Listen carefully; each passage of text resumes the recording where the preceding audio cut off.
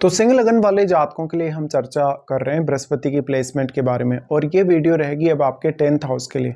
10th house में मान लो आपके बृहस्पति बैठे हैं तो यहाँ वो वृषभ राशि में स्थित होंगे। आपके चार्ट में वो 5वें और 8वें भाव के स्वामी होकर आ रहे हैं, तो इन भावों का बहुत इंपॉर्टेंट रोल होगा अब आपके प्रोफेशनल लाइफ में। ऐसा बृहस्पति है तो आप वेल्थ मैनेजमेंट का प्रोफेशन चुन सकते हैं, बैंकिंग को चुन सकते हैं, ज्वेलरी वगैरह या ऐसा कोई प्रोफेशन चुन सकते हैं गोल्ड वगैरह से जुड़ा हुआ। बृहस्पति यहाँ प्लेस्ड हैं तो आपको कैरियर में काफ़ी सारे ऑप्शंस देखने को मिलेंगे। यहाँ पे अब आप अपना ज्ञान और अपनी बुद्धिमत्ता का कितना अच्छे से इस्तेमाल कर पाते हैं।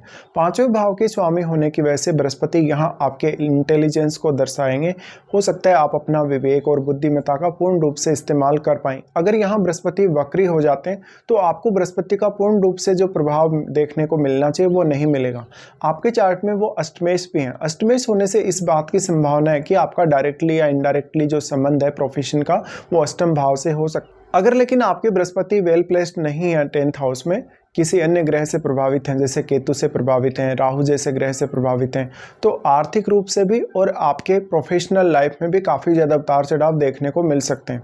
अष्टमेश होकर बृहस्पति का 10th हाउस में आना ये भी दिखाता है कि आपका प्रोफेशन कहीं ना कहीं जो अकल्ट से रिलेटेड कार्य है या जो कहीं ना कहीं वेल्थ से रिलेटेड कार्य है, चाहे वो प्रॉपर्टी है, चाहे वो किसी भी प्रकार का कोई भी एसेट है, उससे रिलेटेड हो सकता है।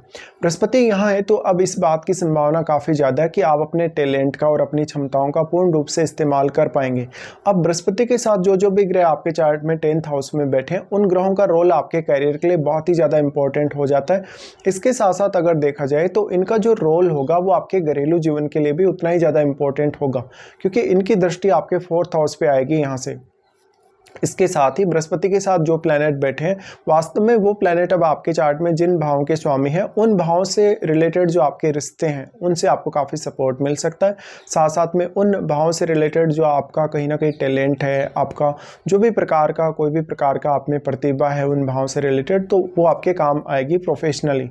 ऐसा बृहस्पति आपको कैरियर के प्रति बहुत ज़्यादा पॉजिटिव बनाता है और काफ़ी मैच्योर भी बनाता है। कभी कभी ऐसा बृहस्पति अगर वेल प्लेस्ड नहीं है तो आप प्रोफेशनल लाइफ में बहुत लेट तक सेटल हो पाते हैं। ऐसा तब होने की संभावना ज़्यादा होगी जब या तो यहाँ राहु स्थित होंगे, यहाँ केतु स्थित होंगे, या इवन यहाँ पे शनि जैसा ग्रह स्थित होगा बृहस्पति के साथ। आपके चार्ट में जो भी प्लैनेट यहाँ है वो आपके चार्ट में कौन कौन से भावों का स्वामी है, क्योंकि उन भावों के लिए अब आपको स्पेशली वर्क करना पड़ेगा अगर आपका प्रोफेशनल लाइफ ठीक नहीं है तो।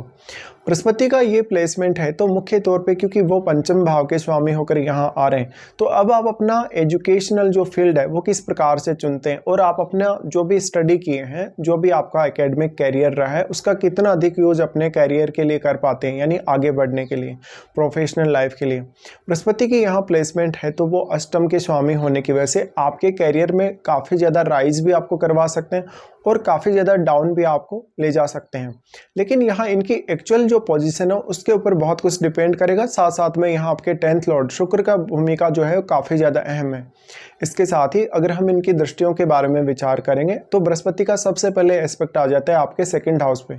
अब इस प्रकार से बृहस्पति प्लेस्ड हैं तो मोस्टली इस बात की संभावना है कि आप अपना ज्ञान और अपनी बुद्धिमत्ता के थ्रू अपना धन अर्जित करेंगे और आप अपने प्रोफेशन से ज़्यादा अर्निंग करेंगे। यहाँ पे अष्टम भाव का जो रोल है वो काफ़ी इंपॉर्टेंट हो सकता है अब, क्योंकि यहाँ जो आपके 2nd हाउस में प्लैनेट बैठा होगा वो बृहस्पति से प्रभावित होगा और वो प्लैनेट यहाँ बृहस्पति के घर आपके अष्टम भाव को प्रभावित कर रहा है। इसलिए अष्टम भाव का रोल भी आपके लिए काफ़ी इंपॉर्टेंट है, आपके फैमिली लाइफ, आपके सेविंग्स वगैरह को लेकर। बृहस्पति का ये प्लेसमेंट है तो अब मुख्य तौर पे आप दूसरों की नज़रों में काफ़ी ज़्यादा अच्छे साबित होते हैं। दूसरों की नज़रों में कहीं ना कहीं आपकी एक बहुत ही अलग इमेज बनती है, आपकी बहुत पॉजिटिव इमेज बनती है, लेकिन अन्य ग्रहों से ये इमेज प्रभावित भी हो सकती है। यहाँ पे अब जो भी प्लैनेट हैं आपके 2nd हाउस या आपके 4th हाउस या इवन आपके 6th हाउस में, उन ग्रहों को देखिए, वो ग्रहों के जो रिजल्ट होंगे वो बृहस्पति से क्योंकि प्रभावित हो रहे हैं आपके चार्ट में, उसके बाद बृहस्पति प्रभावित करते हैं 4th हाउस को। फोर्थ हाउस को इस तरीके से बृहस्पति प्रभावित करें तो जातक एक अच्छा बैलेंस बना पाता है अपने घरेलू जीवन और अपने मैरिड लाइफ के साथ साथ वो कहीं ना कहीं अपना प्रोफेशनल लाइफ को भी मैनेज कर पाता है।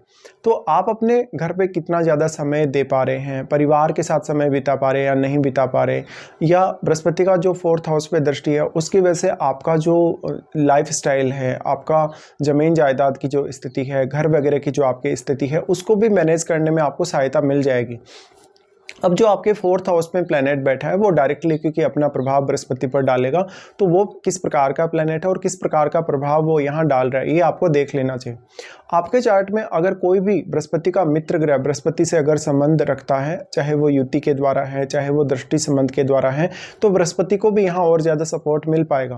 बृहस्पति का फिर एस्पेक्ट आ जाता है आपके सिक्स्थ हाउस पे। सिक्स्थ हाउस पे जो एस्पेक्ट होगा उसकी वजह से आपको डेली लाइफ में काफ़ी ज़्यादा आसानी रहेगी अपनी डेली लाइफ को मैनेज करने में, अपना जहाँ भी आप काम कर रहे हैं, जिस भी प्रोफेशनल आप कैरियर में हैं या जो भी आपका वर्क प्लेस है, ऐसा जातक हमेशा मान सम्मान बहुत ज़्यादा पाता है। अब आप सिक्स्थ हाउस में बैठे हुए प्लैनेट को देखिए।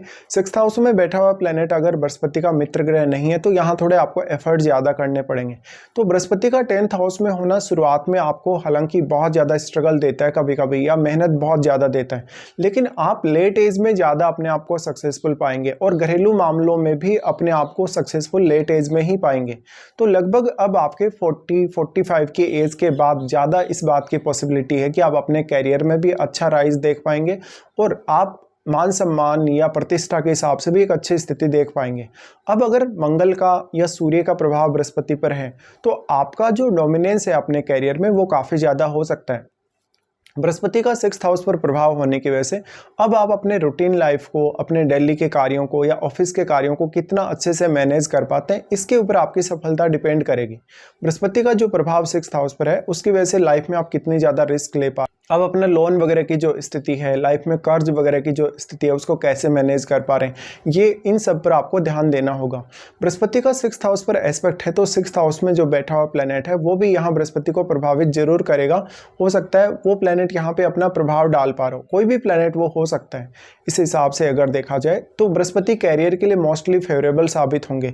अगर अब ऐसे बृहस्पति को कहीं ना कहीं अगर सूर्य का साथ मिल जाए, इवन मंगल का साथ मिल जाए, इवन शुक्र जैसे प्लैनेट का भी अगर साथ मिल जाए तो कैरियर में और भी ज़्यादा आप आगे बढ़ पाएंगे।